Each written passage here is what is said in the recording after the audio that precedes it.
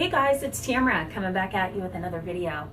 I want to start our new week of videos focusing on the topic of trauma. And one of the reasons why I've decided to talk about trauma is, number one, my book that's coming up May the 1st on adolescent suicide and how teachers and parents can help them and understand them from a different perspective. That book is coming out May the 1st, and in that book I have a chapter specifically written about trauma.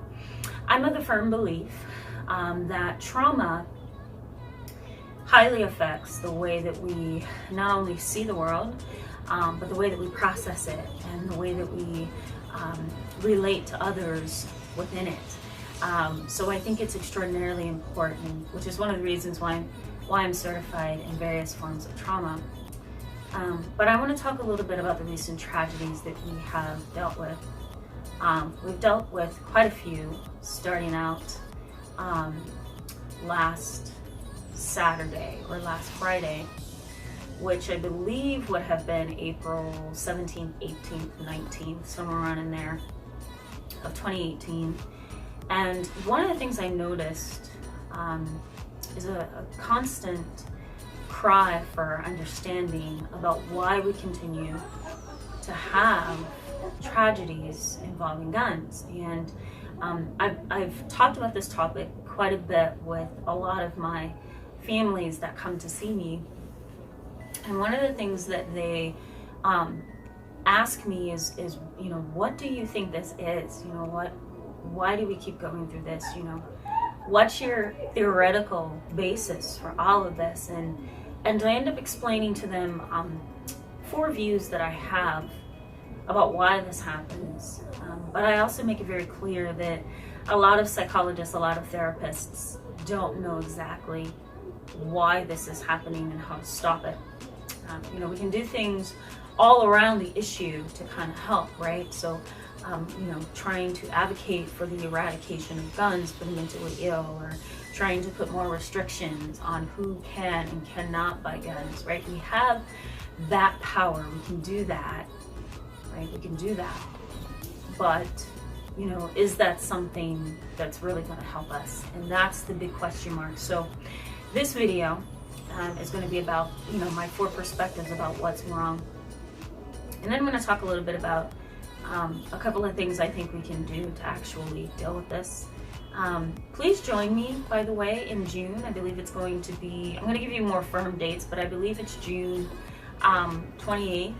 And we're going to be talking about SimpleK12.com is an organization that I've teamed up with to talk about everything related to parents and teachers. And so I'm going to talk about mass murders and why I think, you know, this is something that we need to focus on and we need to look at very closely. So stay tuned. Go to my website, anchoredinKnowledge.com. I'll post it right over here for you, anchoredinKnowledge.com. That way you can keep up with dates. I usually post it on the front of my page. So the benefits for you in this video is that you're going to be able to rewire maybe the way that you view mass murders and some of the theories that are always going around and swarming around our heads. So I want to bring up 4 things that I think we need to look at. Okay, so let's go ahead and get started. The first thing that I think we need to look at when we're thinking of mass murders is the simple fact that we have a lot of people in this country who are not treated appropriately for mental health issues, right? We either have, we tend to have 2 groups.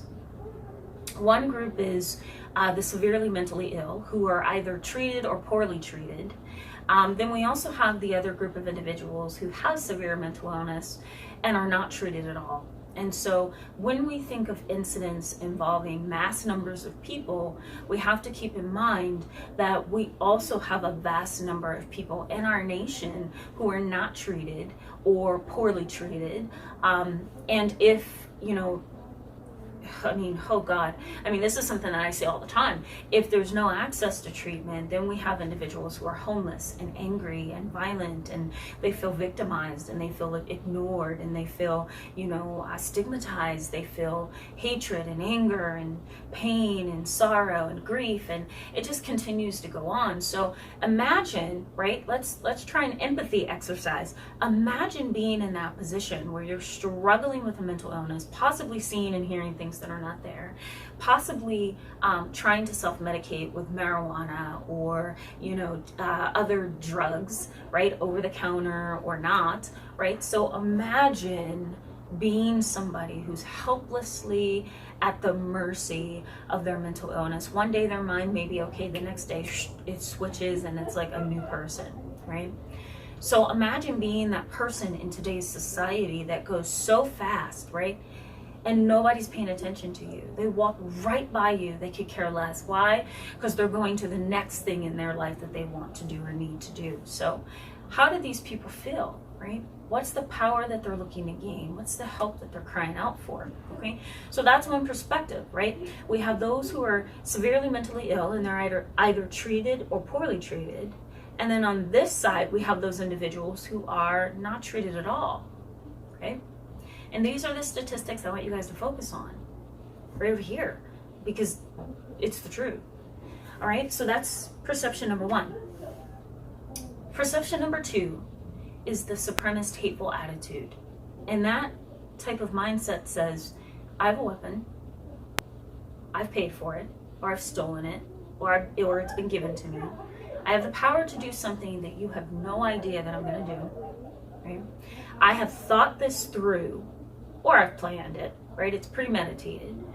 And you're so busy running to your son's baseball game and your daughter's ballet tap dance lesson, or going to the gym, or going grocery shopping, or going to work every day, while I sit back and ponder and think about how to get over on you, how to get above you, how to get ahead of you, right? What do you do with those kind of people? You're at their mercy, right? Because they've already have a plan, all mapped out, and they know what they're going to do. It's just a matter of time, place, right? So that's the supremacist, hateful mindset, that I have something you don't have, and that's power, right? So that's view number two. Okay, we have the mentally ill or the untreated who become the perpetrators of violence sometimes because they need help. Or we have the individuals who are perpetrators of crime because they're supremacist and hateful, and they have all kind of political ideologies that we're so unaware of, right? And then we also have, for the third group, we have individuals who are crying out for help, and they need help, and they want help, but they don't know how to get it. So they snap, right? Because they can't figure out how to get help. So then they snap. Those are the individuals that need our compassion, right? Because they don't have the capability to shield themselves, protect themselves, advocate for themselves, buy the things that they need to get better. So they are victimized in society because they're homeless, or they're being sexually abused or molested or raped. They're being stolen off of, right? Beat up. There's domestic violence, and there's hate, and there's crime towards them, right? And this is group number three, which are the individuals who are crying out for help, and in their crying out for help, they do these drastic things. We see it as terrible. They see it as, I'm getting my point across because I can't do this anymore, right? And the fourth view is a little bit more politically motivated, and I think it also has a lot of religious connotations to it, but you know, that's part of my theoretical orientation. Is just my religious foundation, my experience with philosophy, things like that, my experience with studying theology as well. But I'm also of the belief that we just have some individuals in our society who are evil. They're not born to be pure individuals who are going to contribute positively to our society. You know, they have a lot of existential issues and a lot of spiritual and philosophical and theological issues as well. And it's going to be a little bit hard to reach those kind of people. And there's just this callousness, right? There's this coldness, there's this narcissism and sociopathy, right? There's this callousness that, you know, I don't have a heart for other people, right? So those kind of people in my world, in my eyes, in my theoretical orientation, would be regarded as evil, right? Because they have no intention of positively contributing to a world at all, right? So think about the Jeffrey Dahmers, right? Right? Think about some of the actors in Hush Hush Sweet Charlotte, right? This may sound funny, but I'm dead serious here. That there are people like this. This is not a fantasy, right? I think most of those movies have been based off of some kind of real experience with humans. Think about, you know, the actors that were in the movie Mommy Dearest, right? These are individuals who are playing roles, but they're playing roles that are so very real.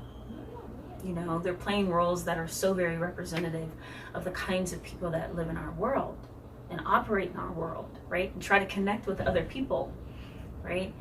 So I think it's okay to think of these four views as we continue to deal with mass murders and mass crimes. I suggest a book called The Psychology of Evil. I'm forgetting who the psychologist is who wrote it, and I feel really bad about that. I'm going to actually post it over here for you. A cover of the book and the name of the author.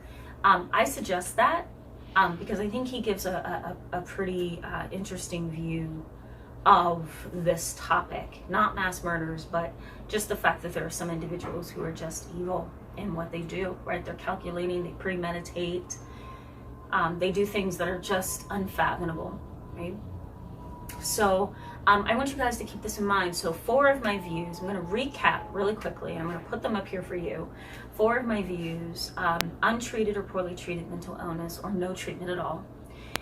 Individuals who have a supremacist, hateful attitude of I have power but you don't. The other one is, the 3rd one is a cry for help, and the 4th one is just purely evil. So I encourage you guys to post some comments in the comment section below, and tell me what you think of this. Like, give me your view on this, and let's open up discussion, because I've gotten, like, I've been swamped over the past week with emails and letters, handwritten letters. That's a shocker in today's society. You know, and text messages and tweets and posts sent to me about the incidents that we've had. We had an incident in Nashville over the weekend of an individual who went into a Waffle House with no pants on and just started shooting. We also had an incident in the UK where a young man started shooting in an airport. We also had an incident in Toronto, Canada, where an individual just took and ran into a group of people on a sidewalk. So we continue to have these incidents, and I continue to get these emails of, okay, trauma therapist, why is this happening? And so my view of why this is happening is not just my idea. It's based in research, it's based in personal experience, and it's based in my career experience as well. But I welcome your input. I welcome your questions. I want to know what you guys are thinking about this. So post your comments in the comment section below, and I'm actually going to post this video to my website and to my blog. My website is anchoredinKnowledge.com. My blog is blogs.psychcentral.com. I'm going to post all this information at the end of the video for you, so that you can kind of check me out and we can talk about this a little bit more. So I welcome your questions and your comments, your perspective. But in the meantime, guys, I wish you all the best, and I'll see you really soon.